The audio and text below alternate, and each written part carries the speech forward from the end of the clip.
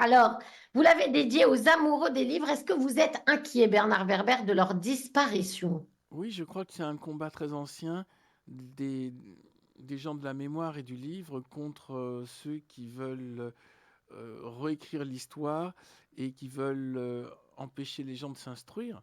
C'est un combat très ancien entre l'obscurantisme et les forces de la lumière.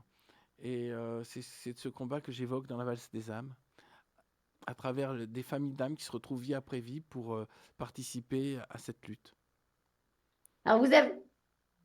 Allez-y, allez-y. Mm. Non, mais j'ai l'impression que le livre est un objet qui doit être défendu, que ça, il est attaqué de deux manières. Il est attaqué par ceux qui veulent empêcher les livres et la diffusion des informations, mais aussi par le fait qu'il y a de nouvelles technologies comme les smartphones ou les ordinateurs ou la télévision, qui font qu'on n'a plus besoin de faire l'effort de lire. Et donc maintenant, les jeunes sont moins attirés par l'objet livre. C'est pour ça qu'il faut le défendre. Mm. Alors, Eugénie, votre héroïne, qui est jeune aussi, mais qui, elle, quand même, a été élevée dans une famille où on lit pas mal de bouquins, elle est assez investie en politique et son petit ami encore plus. Est-ce que c'est à dire qu'il faut être proche du pouvoir quand on veut vraiment influer sur le cours des choses? Alors, pour l'intrigue, j'ai évidemment imaginé que mes héros se retrouvaient confrontés aux politiques, mais je crois qu'un livre est plus puissant qu'un politicien. À travers un livre, on va, on va pouvoir faire prendre conscience aux gens des réels problèmes en profondeur. La télévision ou les médias normaux ne jouent que sur l'émotion. À la limite, c'est celui qui sortira un mensonge qui ne pourra pas être vérifié, qui aura le dessus. Donc je voulais aussi évoquer ça, qu'il y a une transmission qui se fait par les livres qui est puissante et profonde, et une transmission qui se fait par les médias plus légers, qui fonctionnent sur l'émotionnel rapide, et qui est beaucoup moins honnête et beaucoup moins importante. C'est la même que celle qu'on voit peut-être sur les réseaux sociaux. Vous abordez aussi ça dans le livre et notamment même le dark web, le piratage, toutes ces choses qui finalement servent à manipuler les foules. Oui, nous sommes à une époque où tout est possible, le meilleur et le pire. Et évidemment, les outils servent pour le meilleur et pour le pire.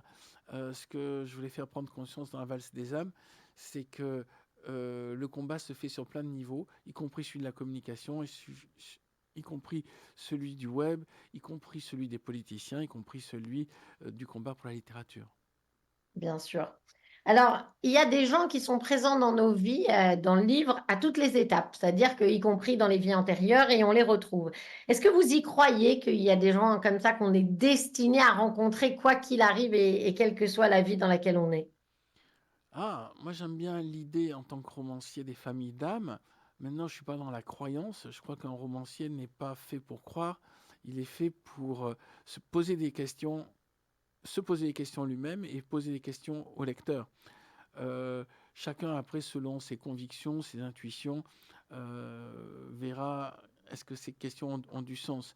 Mais j'aime bien l'idée des vies antérieures parce que ça offre une perspective. S'il n'y a pas de vie antérieure, ça veut dire qu'on est, on meurt et après, il n'y a rien. Il n'y avait rien avant, il n'y aura rien après. Et je préfère l'idée, il y avait des choses avant et il y aura des choses après. Dans le livre, il y a aussi toutes ces petites capsules, si j'ose dire, de l'encyclopédie du savoir relatif et absolu. C'est le côté un peu humour du livre et en même temps avec des conseils de vie. C'est un... Oui, c'est une manière de faire un petit pas de côté. C'est comme si, dans un grand voyage, on s'arrêtait de temps en temps pour, euh, pour voir quelque chose de marrant et puis on reprend le chemin. C'est aussi une manière aussi d'offrir à mes lecteurs des, des sujets de conversation pour les soirées, pour les dîners, des petites anecdotes marrantes. C'est pour ça que je mets en effet des recettes de cuisine, des anecdotes historiques ou des anecdotes de science. Ou des blagues juives comme pourquoi est-ce que tu m'en veux, je ne t'ai pas encore aidé. C'est vrai ça. Pourquoi est-ce qu'on nous en veut, Bernard Werber? Précisément parce qu'on a aidé et qu'il y a un système de...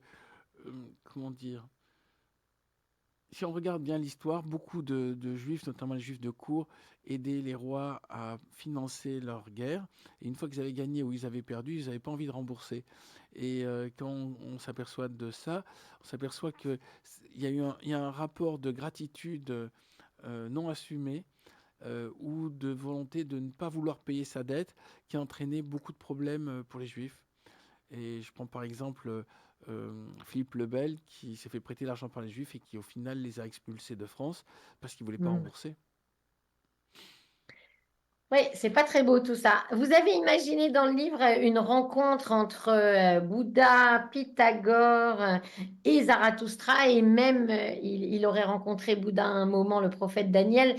Il y a vraiment des points communs selon vous comme ça dans toutes les Je spiritualités. crois que l'an 500 avant Jésus-Christ, qui est l'an où vivaient et Pythagore et Bouddha et Zoroastre et Daniel, est une époque où, comment dire, c'est comme si on avait envoyé des âmes lumineuses pour éclairer le chemin.